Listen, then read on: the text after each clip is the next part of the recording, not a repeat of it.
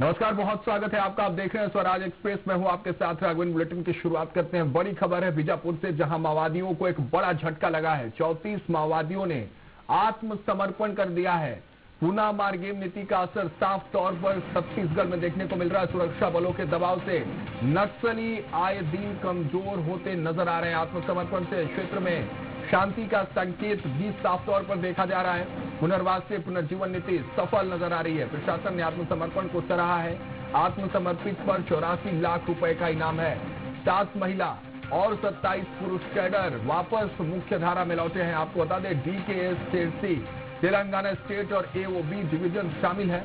DVCM, ACM, पीटीसीएम और PLGA सदस्य भी आत्मसमर्पित में शामिल है। आत्मसमर्पण से क्षेत्र में शांति की उम्मीद जताई जा रही है। सुखद तस्वीर एक बार फिर से छत्तीसगढ़ के बीजापुर क्षेत्र से, जहां 34 माओवादियों ने आत्मसमर्पण किया है। एक बड़ी कामयाबी है और लगातार पुनर्वास नीति का असर छत्तीसगढ़ के अलग अलग नक्सली क्षेत्रों में देखने को मिल रहा है। इस सिलसिले में बीजापुर से एक तस्वीर सामने आई है। 34 नक्सलियों ने इस नीति से प्रभावित होकर, सरकार की इस नीति से प्रभावित होकर आत्मसमर्पण का फैसला लिया, जिसमें 27 पुरुष कैडर शामिल है, वही 7 महिलाएं भी। 34 आत्मसमर्पित नक्सलियों में महिलाएं भी शामिल है।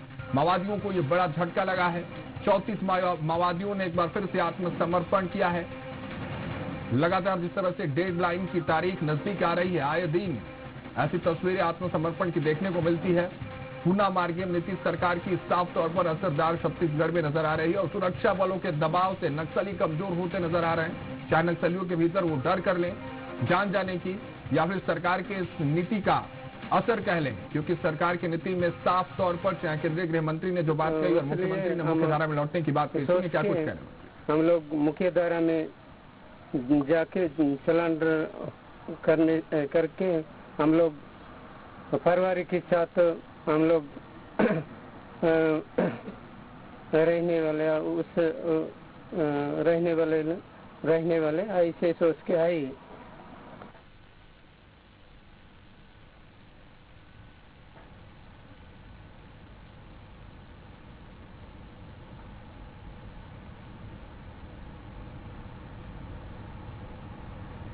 आज हमारे लिए खुशी की बात है कि आज 34 जो माओवादी कैडर के लोग हैं वो बीजापुर में आत्मसमर्पण कर रहे हैं, जो पुनर्वासित हो रहे हैं।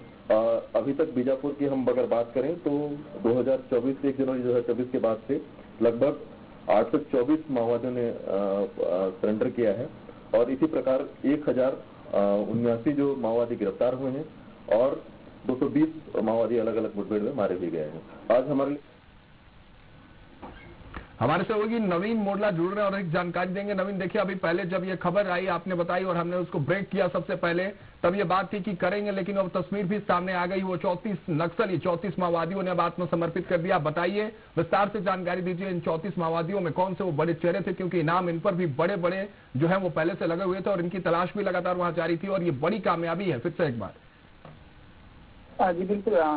जिस तरह से जो बीजापुर जिले में माओवादियों ने जो 34 माओवादी कैडरों का जो आत्मसमर्पण हुआ है, कहीं न कहीं सुरक्षा बलों के लिए ये बहुत बड़ी सफलता है और माओवादियों के लिए झटका भी है, क्योंकि जिस तरह से लगातार से सुरक्षा बल कार्रवाई कर रहे हैं, जिससे और कुछ माओवादी कैडर मुख्य धारा में लौट रहे हैं, प्रशासन की नीतियों को देखते हुए उसका लाभ भी दे रहे हैं, मुख्य धारा में लौट भी रहे हैं। इसी तारतम्य में जो आज 24 कैडर जो माओवादी से आत्महत्या है, जिसमें 84 लाख का इनाम था और 7 महिला माओवादियों और 27 पुरुष जो माओवादी कैडर हैं, ये मुख्य धारा में लौटे हैं।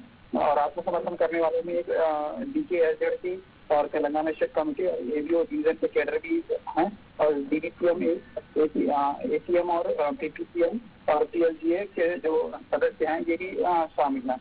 और जो छत्तीसगढ़ के शासन की जो नीति है, पुनः मार्गेम पुनर्वास पुनर्जीवन की जो नीति है, उसका भी असर देखने को मिल रहा है और आने वाले समय में और भी कई माओवादी कैडर जो है आत्मसमर्पण करने की उम्मीद बताई जा रही है। जी नवीन, अगर बात कर ले, खासतौर पर बीजापुर अपने आप में बड़ा नक्सली क्षेत्र रहा शुरू से, लेकिन धीरे धीरे तस्वीरें वहां बदल रही है।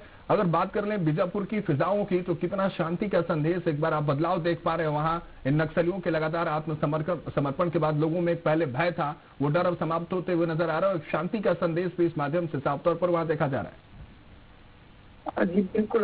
जिस तरह पुराने समय में आज से तकरीबन 1-2 साल पहले की अगर पीछे जाएं तो जिस तरह माओवादियों के इलाके में क्योंकि आम नागरिक को भी जाना है, वगैरह नुमाची से जाना फैलाव नहीं था, ऐसी परिस्थिति में जिस तरह शासन जो कार्रवाई कर रही है नक्सलियों के साथ जो मुठभेड़ हो रही है, जिस तरह से गृह मंत्री अमित शाह जो डेडलाइन क्लियर की है मार्च 2026 का, तो उसके तहत जो सुरक्षा बल लगातार जो कार्रवाइयाँ कर रहे हैं, कहीं ना कहीं नक्सलियों में भय पैदा हो चुका है और आने वाले समय में निश्चित तौर से ये जो माओवादी हैं वो कहीं ना कहीं समाप्त होंगे। और जो विकास की बात है, जो ग्रामीण इलाकों में जो जहाँ पे विकास नहीं होता था, नक्सली जिस सड़क पुल या निर्माण को लेकर विरोध किया करते थे, ग्रामीणों को मुखबिरी का आरोप लगाकर मार दिया करते थे, तो वो परिस्थितियां बिल्कुल वो सारी तस्वीरें पुरानी तस्वीरें बदलती हुई नजर आ रही है और डेडलाइन जैसे जैसे करीब आ रही है उस हिसाब से तेज गति से सुरक्षा बल अपना काम कर रहे हैं। फिलहाल बहुत बहुत शुक्रिया आपका हमारे साथ जुड़ने के लिए, इस खबर पर तमाम जानकारियों के साथ।